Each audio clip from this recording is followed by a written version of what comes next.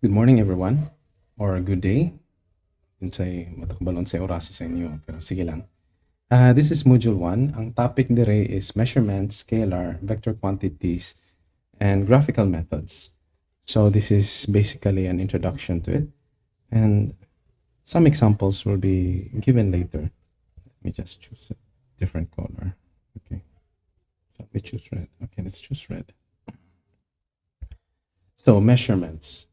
So we use measurements every day. Mga to kag market, mga ikaw pilag timbang sa kung sa pamalito niyo like bugas, isda, and so on. Usually, you will hear them say na ang gamit nila is in kilos.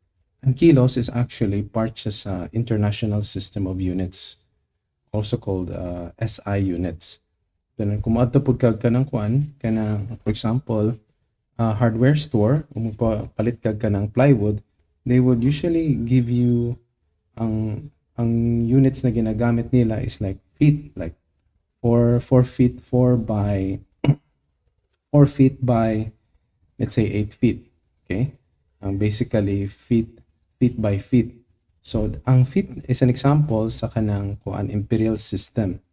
Imperial system like kanang ginagamit nato sa ruler. Makita namo sa ruler na duha ka system ang ginagamit niya. May isa nga na inches, ang sa ibabaw ana is centimeters, and centimeters is ginagamit for the international system. Okay, let's go. So although I think there are other systems na pag-measure, but kaning two yata ang pinaka-common, ang SI system katong mga meters, kilometers, how then yun, then ang the imperial system like ang mga feet and inches. If you look at the map, most sa kalibutan daw is using metric or mainly metric system.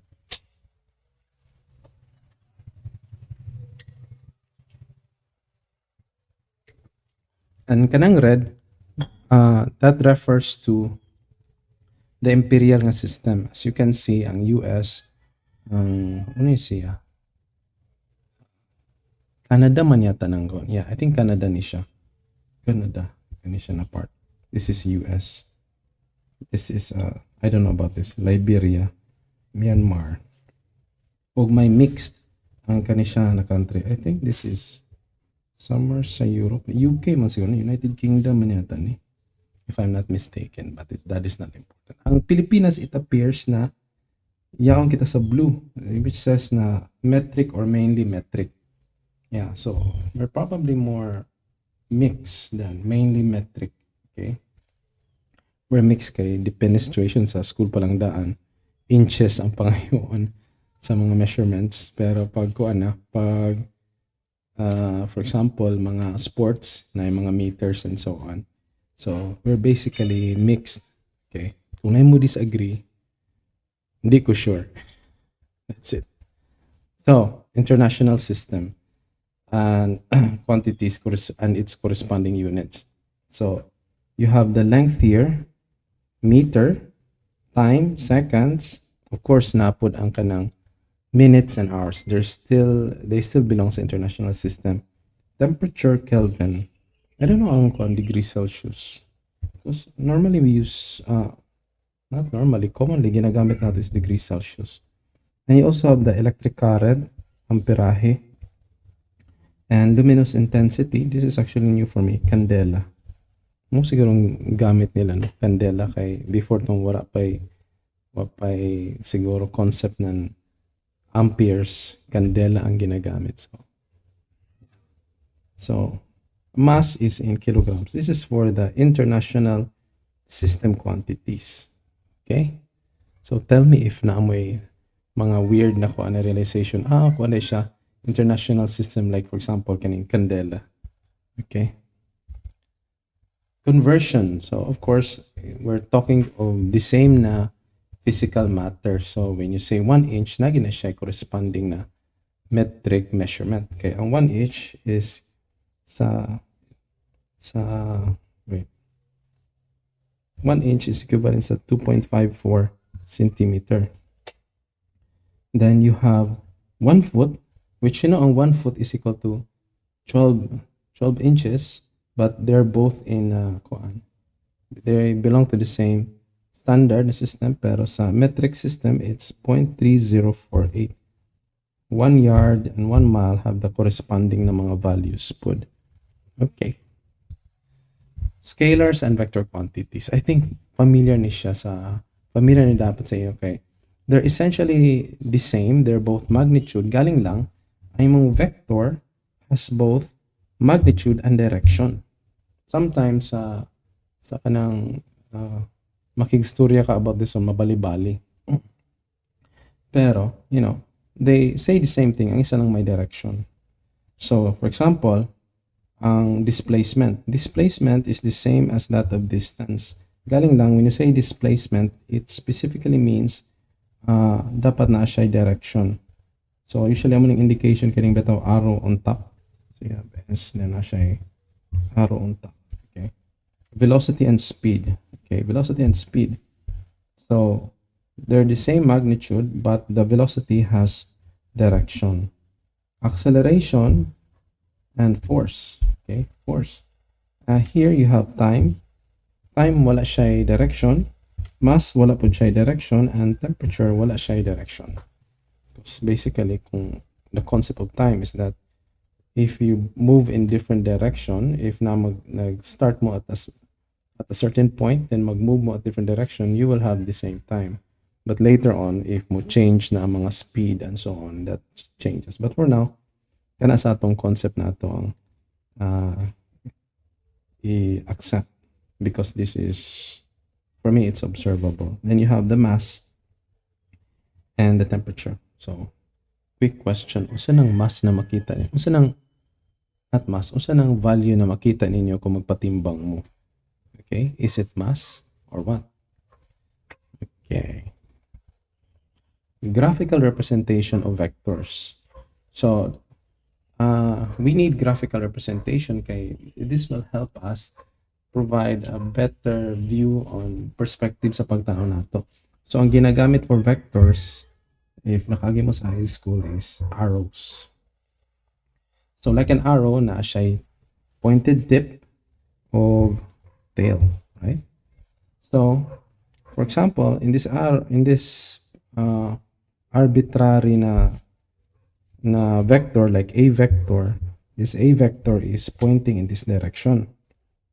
So, the length indicates the magnitude. So, 2 units daw. So, divide this to. So, 1 unit and this another 1 unit. So, equals to 2 units. The direction is, of course, relative to some axis. For this case, ini niya direction. So, theta measured from the positive x. So, this is 2 units. 2 units. Then, theta. And this is measured counterclockwise kay palaong sa niya direction. So, counterclockwise with respect to the positive x axis. Okay, that's how you draw a vector, okay, using arrows. Vector components. So, sa math, you are exposed sa Cartesian coordinate system. So, if you have a vector like this, lying in 2 or more dimensional planes, na kay, for this case, 2-dimensional naman, so na kay positive x and positive y. So, this is the vector A. The vector A is represented by the sum of its component. Ang component niya, for example, ang vector AX, it only lies along the AX. So, wala siya direction. Wala siya direction in the sense na di siya kinanog theta. But it lies along the x-axis. Kung ano lang dayon kung positive x or negative x ang iya pag-point. Same gyapon sa imuhang AY. AY is the component or the y component of your vector A. So, it lies along the positive y-axis. So, it's like this. So, if isum nimo ang duha, AX plus AY gives you the vector A. Okay?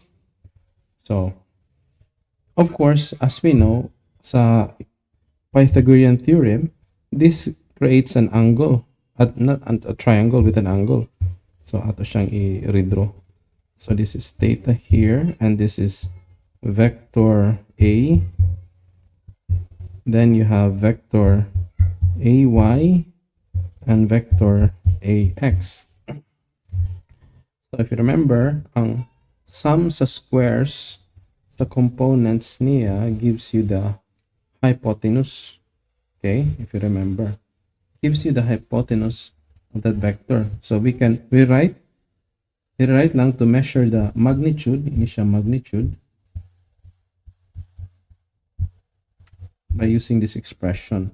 The magnitude of A is equal to the square root of AX squared plus AY squared. Notice na wala siya arrow because magnitude raman.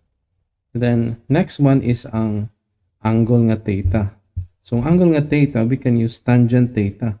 So tangent theta, if you remember, SOHCAHTOA, tangent theta is equal to the opposite over the adjacent. So for the opposite here, it refers to AY. Ang adjacent niya would refer to AX. So man siya if you wanna measure this one, that angle here. Pero kung theta lang imong ibutang, it doesn't really mean anything. So it should be stated like, so angle theta, like we did earlier, counterclockwise with respect to the positive x axis. Okay, libot man siya palaong pa counterclockwise. Yeah. There's another way you can use the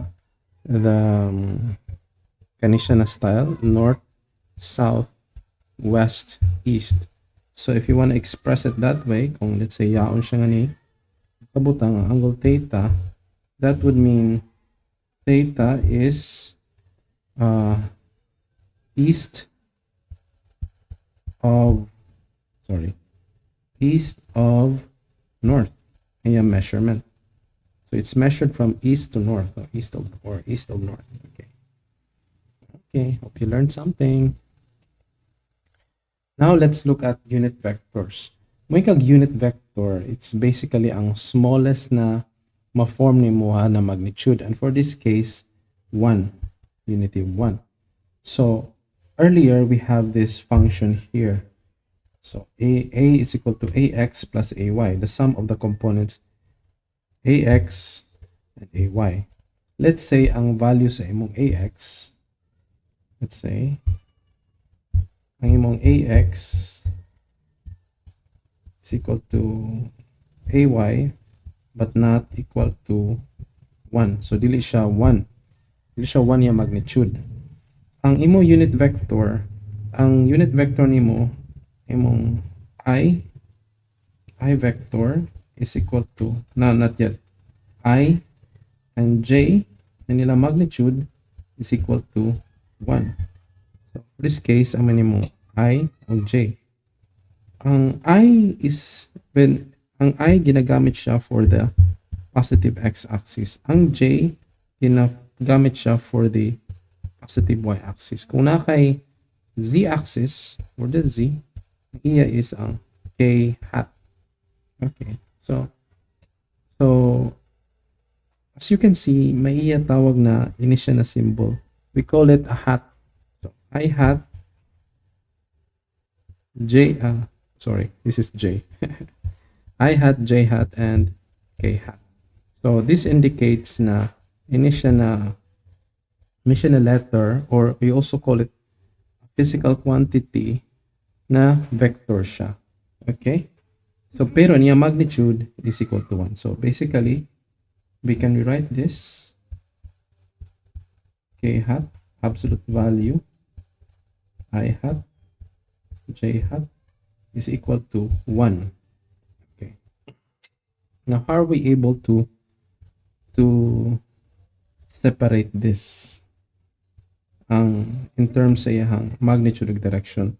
We already know na initial ax lang na walay arrow is a magnitude.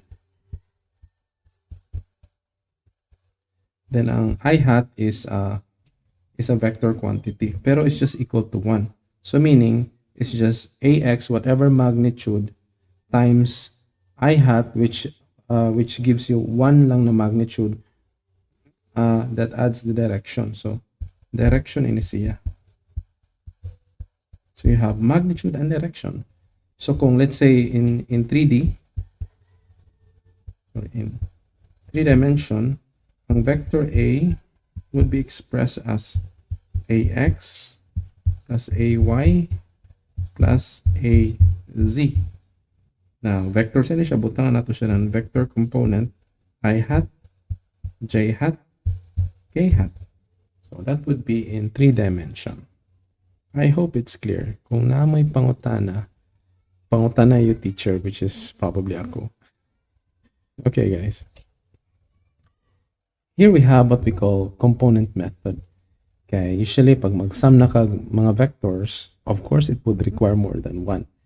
So we have here two look at vectors lying on the Cartesian coordinate system.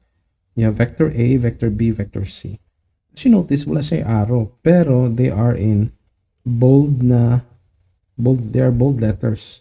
So it's another way of writing a vector, write it in bold.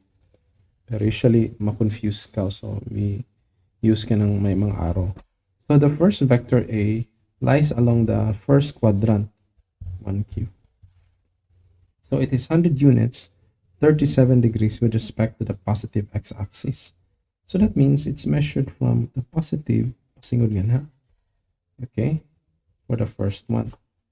So this is, let's call this one as alpha siguro. Maybe later na. Okay. Later we'll have to do some changes. Let's just put some colors. The next one is again vector B. It's 150 degrees. It's 100 newtons, pero 150 degrees with respect to the positive x-axis. So it's not measured from here. Hindi siya measured from the negative x, but it is measured from the positive x. So that means palawang ini siya, guys. So that's 150 degrees with respect to the positive x-axis. The last one is vector C. Vector C is just 80 newtons, pero it's measured 230 degrees with respect to the positive x-axis. Again, it's measured from here. Let's change color. So this na angle class or guys. Okay. So there's first quadrant, second quadrant, and third quadrant. So these are the 3 vectors. So what do we do?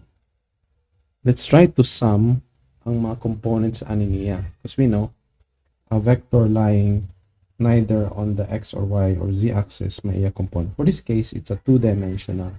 So our concern is the vector sum along the x and along the y of its components. Okay. So first we break down the problem. So we have 3 vectors, A, B, and C. Let me change this. A, B, and C, 100 newtons, 80 newtons. You have 37 degrees with respect to the positive x, 150 and 233 degrees. Okay, let's check again. So let's look at the first vector, vector A. Vector A is 100 newtons. 100 newtons siya. 37 degrees with respect to the positive x-axis. So we draw this one. This is positive x. This is positive y. Its label now is alpha. I think nice put alpha sa Greek niya kay alpha, beta, gamma. So you can have those type of symbol para sa angle. Kaya kung theta, pwede man theta. Pero you have to remember theta 1, theta 2. Mas better na siya. Okay.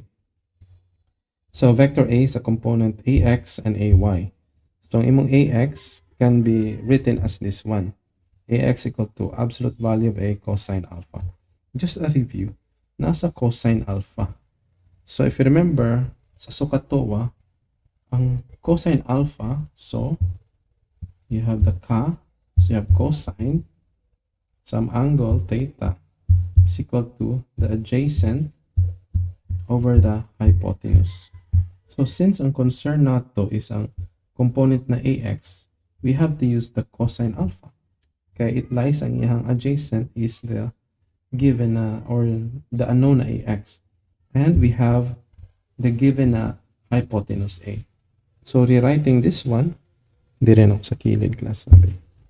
So, cosine alpha adjacent ax over ay. So we've taken these are vectors. I'm sorry, not ay. Sorry.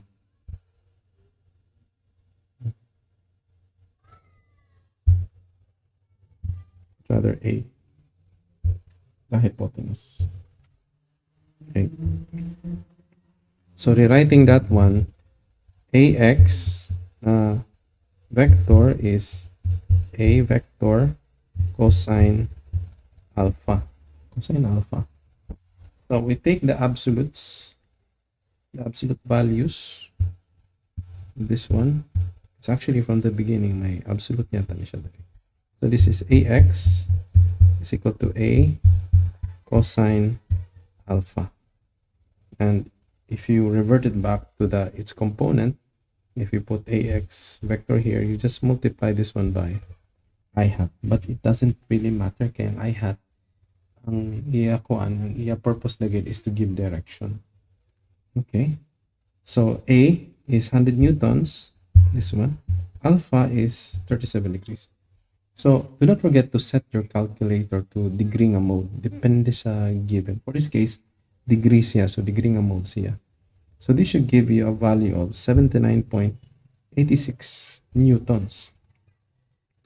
Then sa imong ay, ang ay is using a sine function. If you remember again, sa sukatoa, let me clear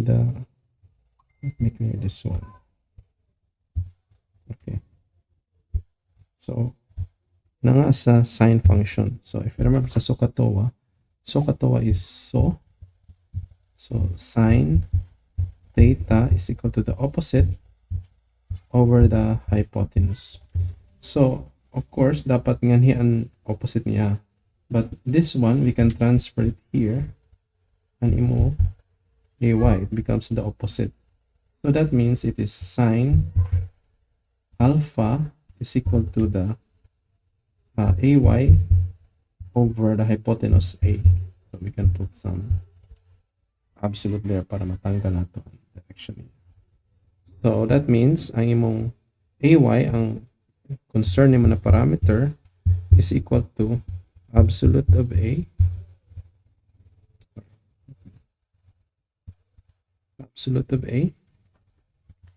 and sine alpha. To make it a vector, we put a unit vector na j hat. So hence, amo ini siya. Substituting, we get 100 newtons sine 37 degrees and the vector j hat. We got the hat here. It's 60.18 newtons. That is for vector A. Now let's look at vector B. So vector B, it's still 100 newtons but is located sa second quadrant. But that's not. It's a bit thrilling gamay, pero actually it can be done like sa katong kaganina. But here it's 150 degrees. Grabe siya ka lapas siya 90 degrees. So but we know that this one is 180 degrees. So 180 minus 150 gives you 30 degrees. So we can use this angle beta siya. So again, nang as a cosine because of the ka function sa sukat tuwa. So cosine theta is equal to the adjacent over the hypotenuse. So ang iya adjacent would be cosine beta. With respect to this beta, adjacent niya would be bx na vector over b na hypotenuse. And that means bx na vector is equal to b cosine beta. So if we go back sa bx, it's just absolute of the b hypotenuse cosine beta, and this is along the x-axis, so I hat. However, this is going in the negative x zone. Butangan nato nan negative I hat. Okay, hence amoy niya naong. So absolute value b 100 newtons cosine of 30 degrees, because 180 minus 150 gives you 30 degrees, and negative siya because it's going towards the negative x-axis ang bx na component, bx na vector. So negative 86.60. The next one is ang sine na function. Again, we use the same thing using ang initial na situation. So sine beta, again ang sa sine, let me erase again.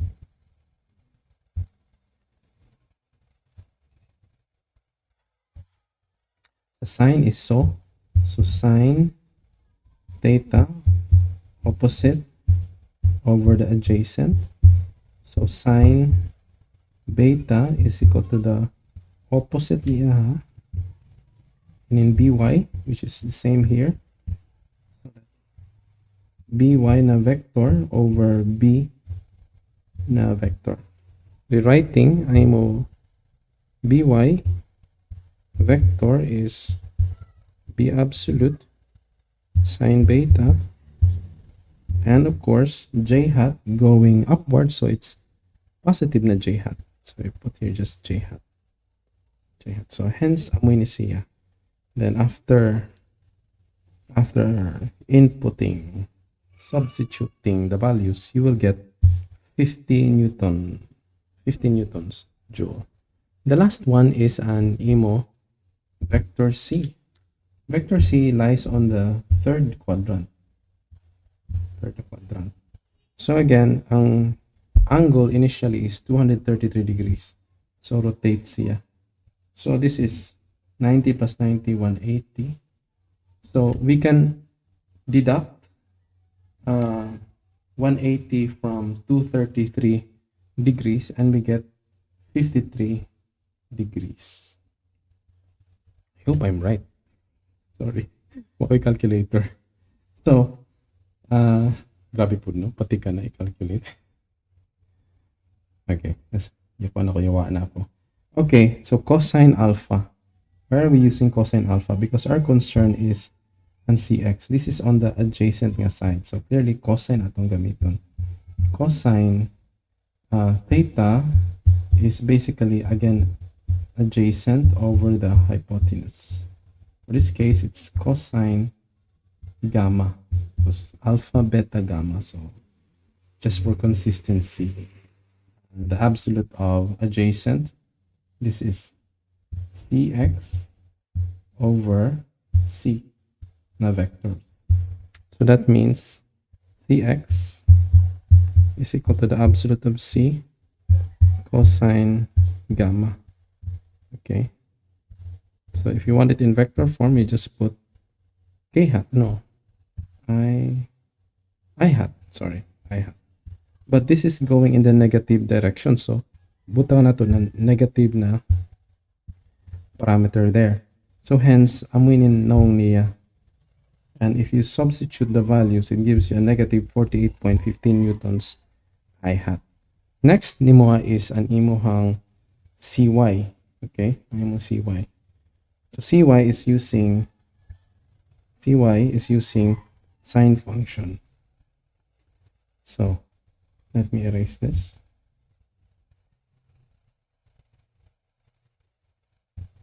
So again, cy. So you have sine function. Let's just go directly. Sine gamma is equal to the opposite, which is an, sorry. Is it? Yeah. It's this one. It's the opposite. Cy, kaya ini san gamma, ini niya opposite. Over the hypotenuse c, absolute.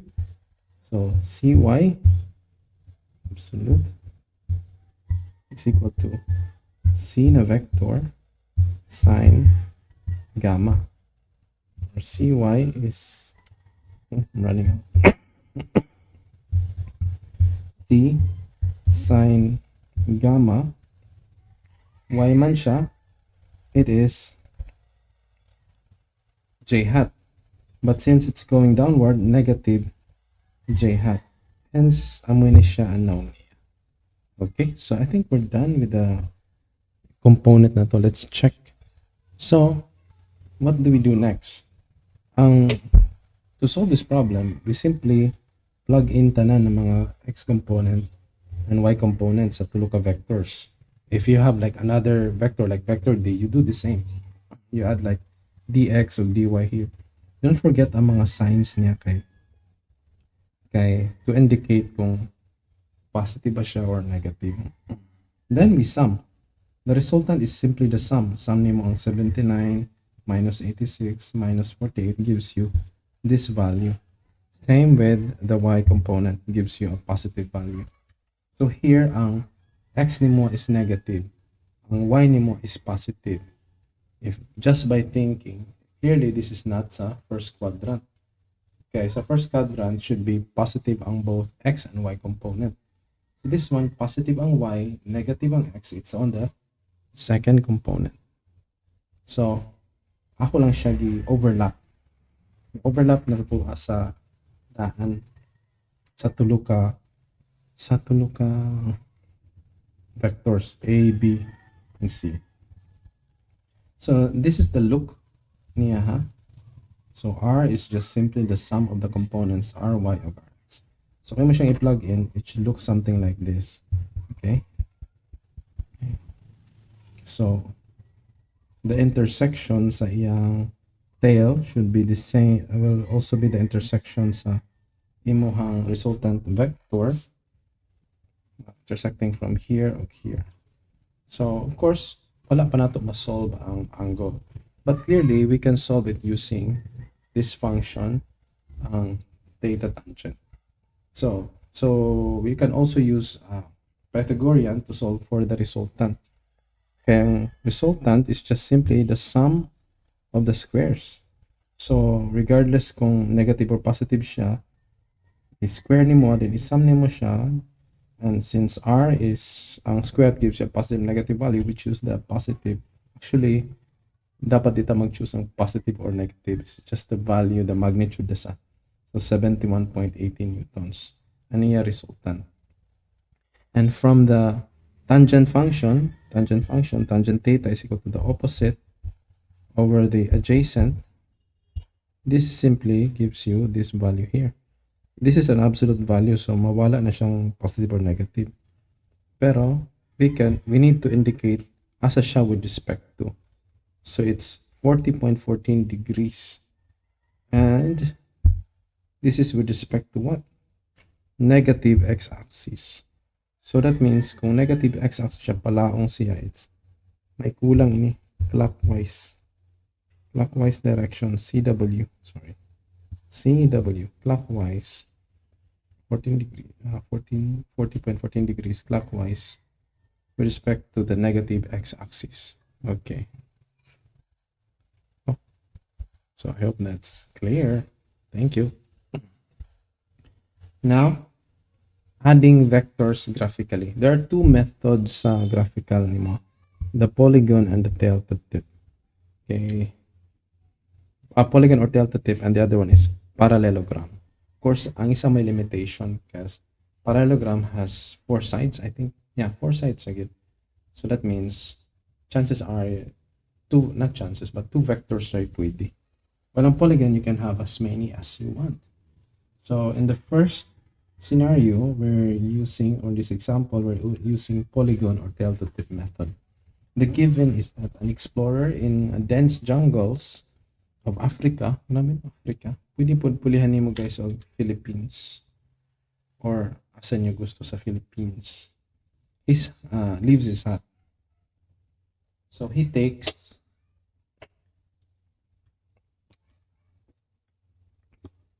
40 steps northeast. Take note, northeast. And 80 steps 60 degrees north of west.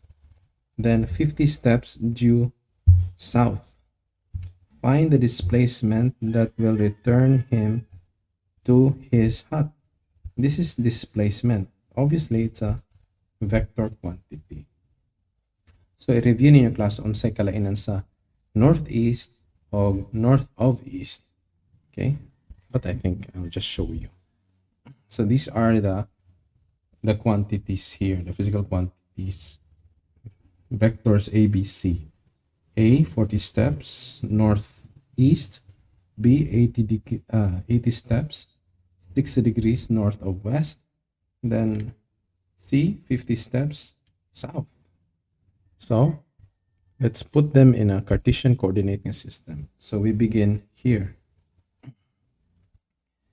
I-ignore sa ng blue na answer. So,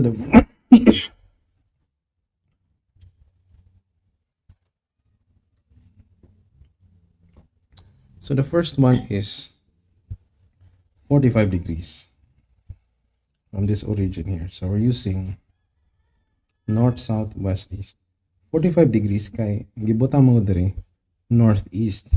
So, northeast, pasabot na niya, it's like middle gid siya. So, 90 divided by 2 gives you 45 degrees. So, it's 40 steps. So, roughly, yaon siya. The next question, the next given is twice that sa imong vector A. So, 80 steps.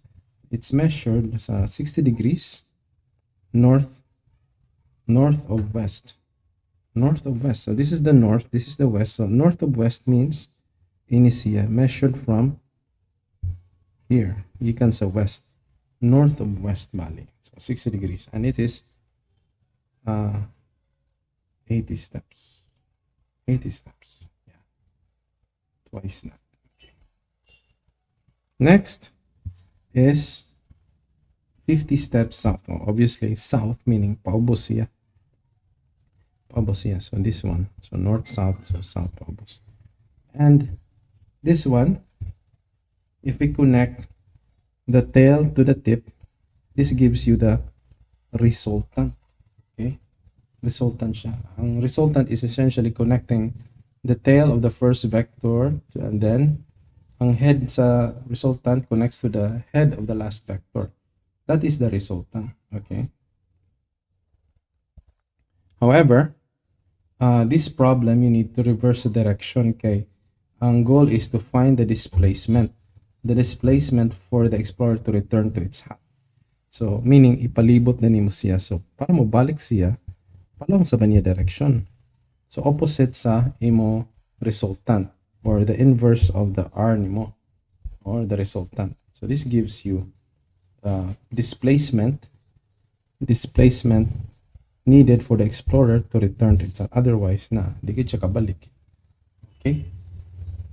So, I hope you learned something sa how to solve a problem using Polygon method. Next one is ang parallelogram method. So, parallelogram is essentially if na kay vector A like this. Change na tong color. Not blue. You have a vector A and a vector B here. What you do is that i-connect nimo ang mga tails nila to a single point. Okay, a single point. Then you draw parallels. Like for example, a vector A nimo, ang parallel niya is this line here. Then you also draw a parallel of B. This one. Okay. Then